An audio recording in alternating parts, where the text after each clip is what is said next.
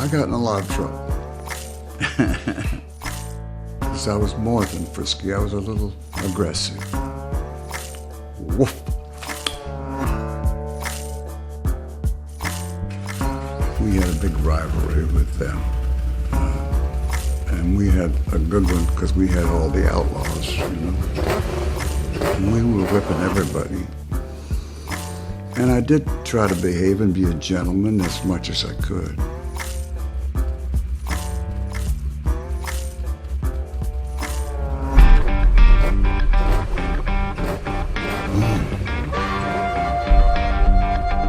Yeah.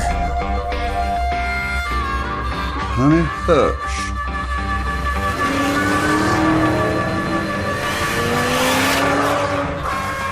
Yeah, it was hot.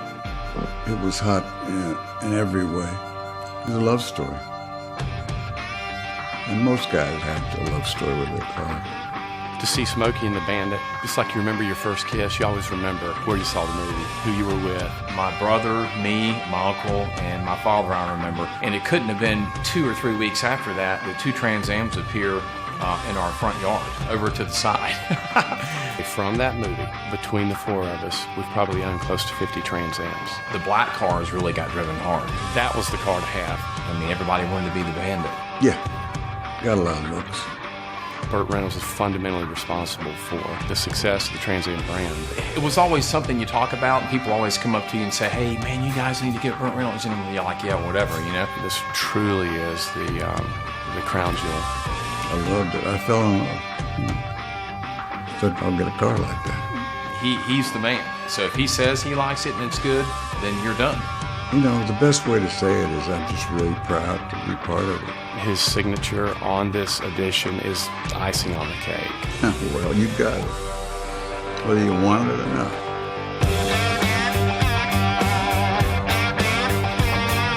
There's only 77 that will ever be made.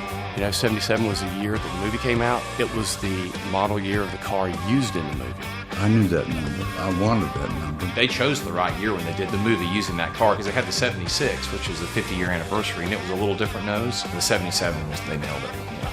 That car is what we used as a starting point. It's got to be modern where people look at it and they know what it is. Obviously, the shaker hood, the T-tops are a must. If you don't have T-tops, you don't have a Trans Am, really. If you only saw that bird, you would say, that's Trans Am. So if you take the 2 door panels and you put them together, you have the entire bird. With the help of our designer, Kevin Morgan, we came up with a beautiful Bandit logo.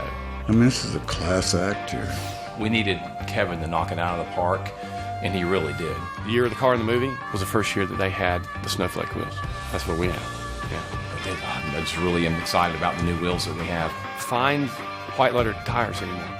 They don't make them. That adds a real nostalgic look to the car. In terms of just romantically, it certainly has a nice big front seat. You know what I mean?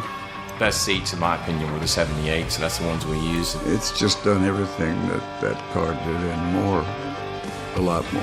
Back in 1977, I think the maximum horsepower was like 185.